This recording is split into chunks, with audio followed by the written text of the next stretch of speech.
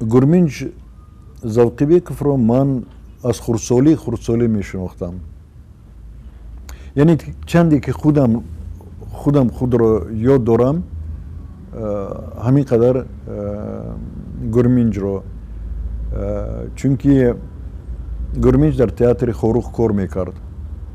Падари дуввумам Меҳрубон Назаров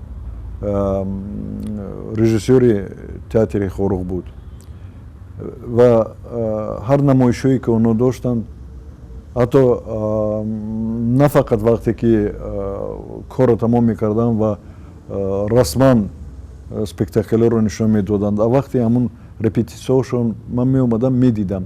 Яъне аз хурдсолӣ ӯро мешинохтам ва ӯро чун як хиш ҳис мекардам. баъдан албатта худам вақте ки дар кино кор кардам, дар филмҳо, аз он ҷумла дар филмҳои аз рӯи шоҳномаю вақте худам режиссёр шудам, дар субҳи нахустини ҷавонӣ даъват кардем. Лекин ман бояд бигӯям ки амаки Гурминҷ дар филмҳои зиёде иштирок кард барои офаридани образҳои гуногун, лекин лаёқату он ҷигари фарҳангие ки ӯ дошт пурра кушода нашуд. ҳазор афсӯс. Он кас як нозукиҳо дошт. Нозукиҳошон дар чӣ буд? Вай барои он ки як чизро офаридан, вай бояд ба шахсияти худаш наздик мебуд. Чунин рол надошт. ман барои мисол чӣ бигӯям? Вай раққоси бузург буд, лекин дар рақс ин рақси суфиёна буд, ҳамту рақси бедарак набуд. Барои он ки ӯ бояд рақс, яъне рапой аз ҷо бихезад, мусиқа бояд ба ҷигараш, бар вуҷудаш дарояд.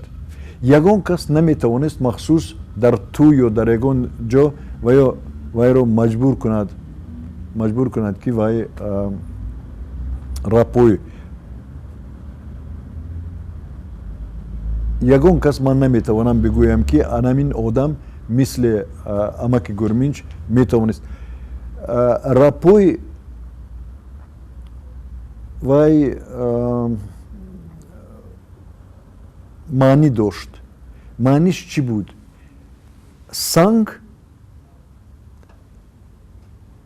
санги кулух, рубоб ҳамун сангро зинда мекунад. Яъне фалсафаи суфиёна ки рубоб, худованд ба рубоб чунин қувват додааст ки сангро маҷбур мекунад зинда шавад, яъне ба вуҷудиш, ба вуҷуди ҳамун санг даромадааст. Ва ягона касе ки тавонист ҳаминро ифода кардан, ин амаки Гурминҷ Завқибеков буд.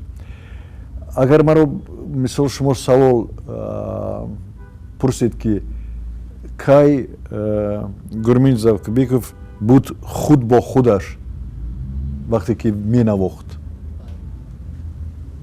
Дар вақти навохтан гӯе ки ҳамун рубоб ё сетор ё ғиҷак гӯе ки давоми худаш буд. Яъне ин як чиз ҷисман гӯе ки давомаш буд. Мусиқа ба медаромад, гӯе ки дунё дигар фақат ҳамун мелоди, ҳамун мусиқа. Аз ин нуқтаи назар албатта вай чун актёр пурра кушода нашуд, чунки роле ки ба худаш, ба шахсияташ, ба темпераменташ, ба ҳиссу ҳиссиёташ наздик, чунин афсӯс барои вай лозим буд махсус як роли навиштан, на дар бораи Гурминҷ Завқибеков не, а дар бораи як нафаре ки аз нуқтаи назари диди зиндагӣ ва ҳиссиёти дарунӣ ба вай наздик бошад. мусиқаро хеле ва хеле дӯст медошт ва донишаш хеле бузург буд.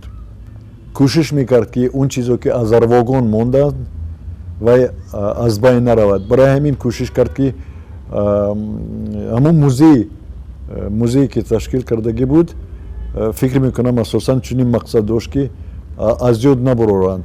ғайр аз ин фикраш чунин буд ки ҳамон музиқанавозоне ки бузург буданд онҳо аз дунё рафтанд, лекин гӯе ки ҳиссиёташон дар ҳамон рубобҳо монданд. барои ҳамин агар ин рубобҳо аз байн нараванд, яъне ёди ҳамон нафарое ки менавохтанд онҳо ҳам аз байн намераванд, аз як насли ба насли дигар мегузаранд. ин хеле аҷиб буд. ва ман бояд бигӯям ки хонумашон, ҳамсарашон бисёр одами олиҷаноб буд.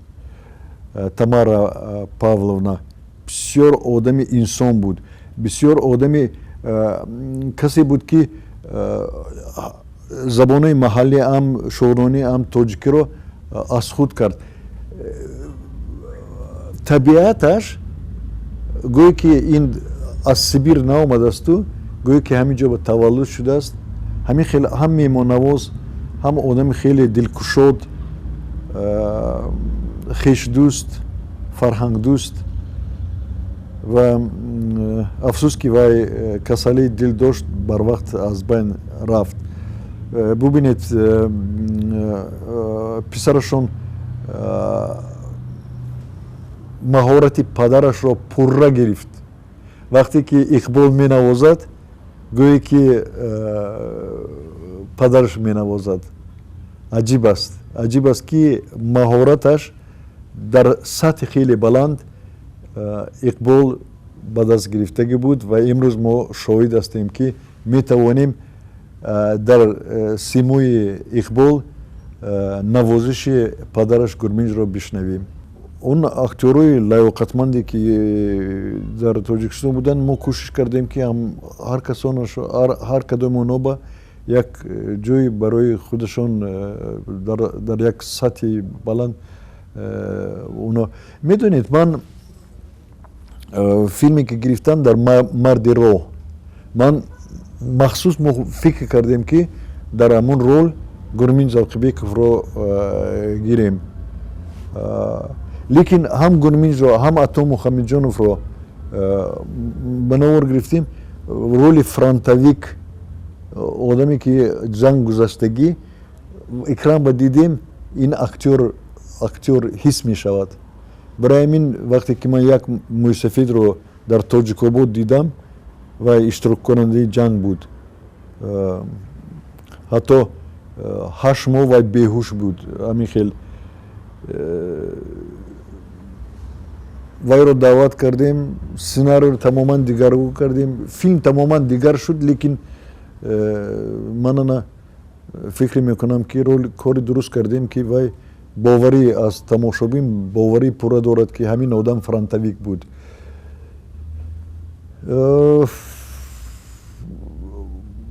актёр мумкин актёри бузург бошад, лекин як роли мушаххас ба вай наздик баробар намеояд. яъне дар ин корҳо ин хеле чизи нозук, вай бояд, агар режиссёр худаш бовар накунад, хеле метавонад кор пеш равад.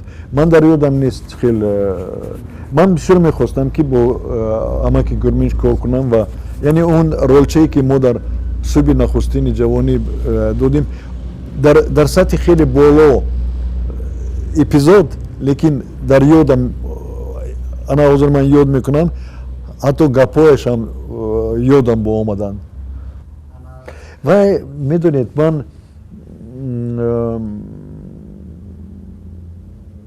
баъзе чизҳои муҳим дар ёд мондаги тамоман беҳуда мумкин чизҳо дар мағз ҳастанд, дар ёд нест, рости гап нест, дар ёд нест.